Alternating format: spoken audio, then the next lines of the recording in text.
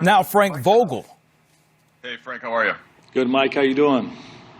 Doing well, Coach. Hey, Frank, LeBron and AD are 1 and 2 in the playoffs and finishing. Help when they're attacking the basket, and that often frees up the other guys. But we have a lot of weapons, again, on the perimeter or at the rim with our vertical spacing that allows them the proper space to finish at the rim. Hey, Frank.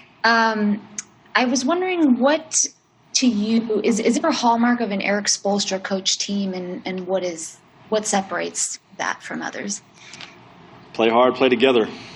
They always play that way. They have great toughness, high care factor on the defensive end, and they always trust the pass. And it's just a physical, tough-minded brand of basketball with their culture, with Coach Spo's teams.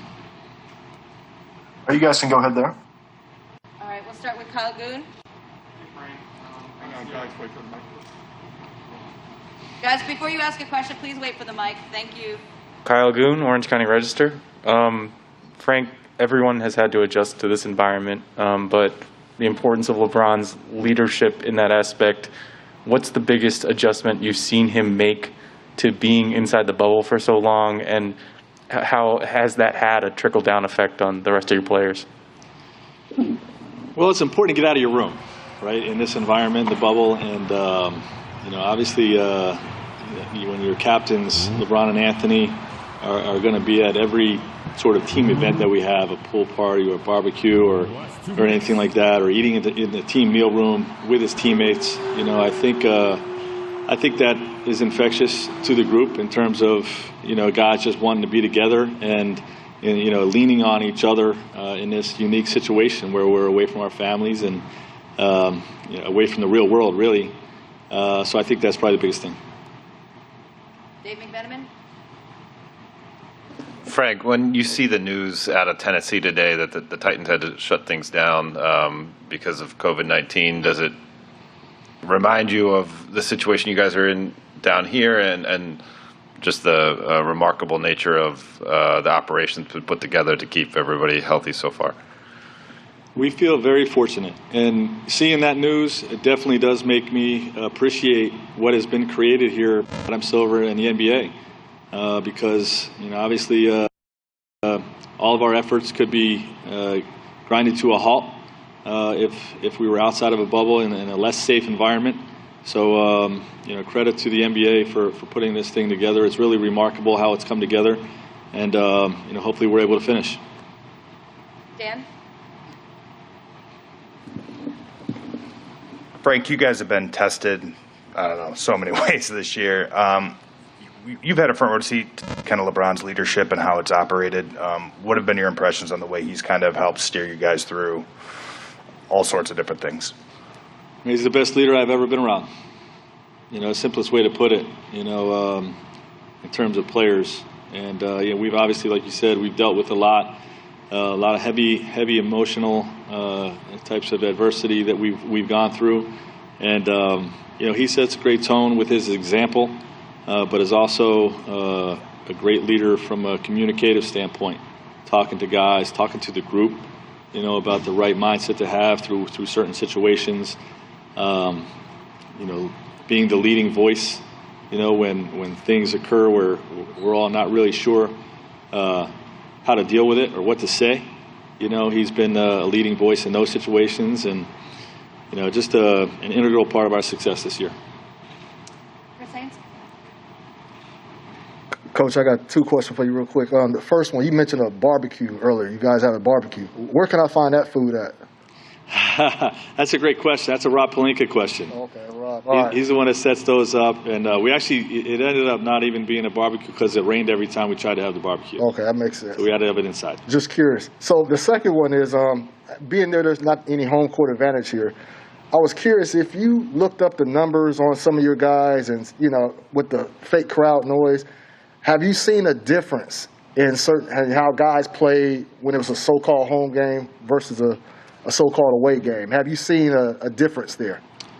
I have not, and I haven't studied home and away numbers, for obvious reasons, because it is really the same environment for every game.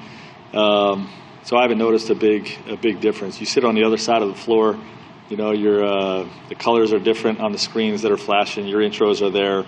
But beyond that, once the game starts, there's very little difference between home and away. Malika?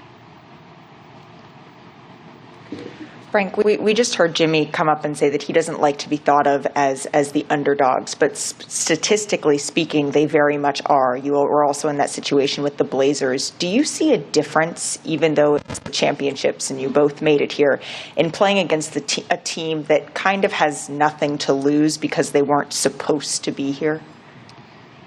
I don't know. I really don't view them that way.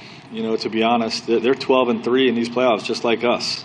And they've beaten 3 teams, Milwaukee on pace for a 60-win season, and Boston and Indiana plus 50-win seasons. So they've beaten 3 great teams in these playoffs. So, you know, I really don't view them that way. I think they're, you know, a great basketball team that we're going to have to play great to beat. All right, we'll send it back to you, Will. All right, yeah, Frank, I will take 2 more. Melissa Rowland. Hey, Frank. Obviously, there's, normally a much bigger wall up between players and coaches. I'm curious if being in this environment, you've gotten to know the players in a much different way than you typically normally would have. Of course. You know, we've spent a lot of time together, far more, dinners and, just being around each other, seeing each other around the campus than we would normally be in if we were at home. You know, when practice is over, everybody goes home to their families, to their own lives. We've all been still together. So it's been a sort of a hidden benefit, a silver lining to my relationship with each other, and hopefully it bodes well for us in these finals. All right, yeah. Last one for me, Jose, please. Yeah, Coach. Thank you. I wanted to ask you a little bit about Rondo and the matchups that he's going to be facing against Miami. Maybe Goran Dragic, very experienced player. Maybe Duncan Robinson at times, and Tyler Hero, of course. What do you expect from Rondo in the series? Thanks. He's going to be Rondo. You know, he really impacts the game on both sides of the ball, both with his ability to orchestrate the offense, put guys in positions to score, and then deliver the ball. But also, he just makes winning plays. You know, defensively, he's got great lateral speed and athleticism. Defensively, obviously, he's been an all-defensive player throughout his career, and we'll do whatever's necessary to get the job done on that end of the floor as well. Track on him.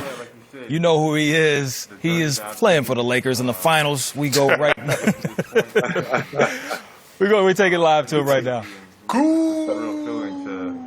Say that, I'm in the NBA Finals with the opportunity to win an NBA championship.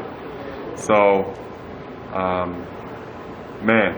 just incredibly thankful. Obviously, when you come to the league, you want to win, you want to have success, and sometimes it just never comes in this league. You see so many guys that have never even been to the conference finals. So, putting that in perspective. Having the opportunity to be in the NBA Finals, and in my 3rd year, it's an honor. Congrats on this big accomplishment. Can you just talk about what's the preparation like, and then also just being in the finals with LeBron James, who's been there plenty of times. What have you been learning from them to prepare for this moment? Just the amount of focus and discipline and, just that mental toughness that you have to have at this point in the season, simply because, you're so close. You're 4 games away from doing something that you always want to do since being a young kid. So, just being extra focused, extra locked in, and, just trying to give it your all. It's the final push. To get over to the horizon. So here we are. Hey, Cal, this is Brad here from LA Times.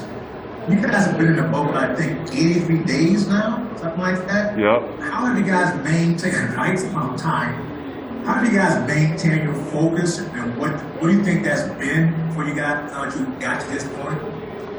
Man, I think the biggest You know, honestly, I don't really think we've had, you know, issues with that because we kind of came here with one goal, and that's to win a championship. So, you know, guys are already motivated.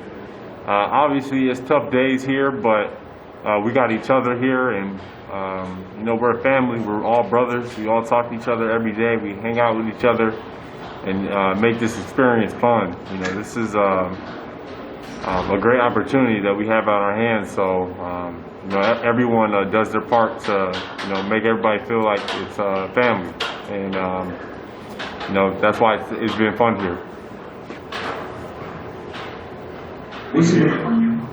Thank you. What's it going to take to win Game 1? You know, we just gotta, you know, be ourselves out there. We gotta hit shots. We gotta, you know, play hard in transition. You know, we gotta defend at a high level like we have been all playoffs, and just play that Laker brand of basketball.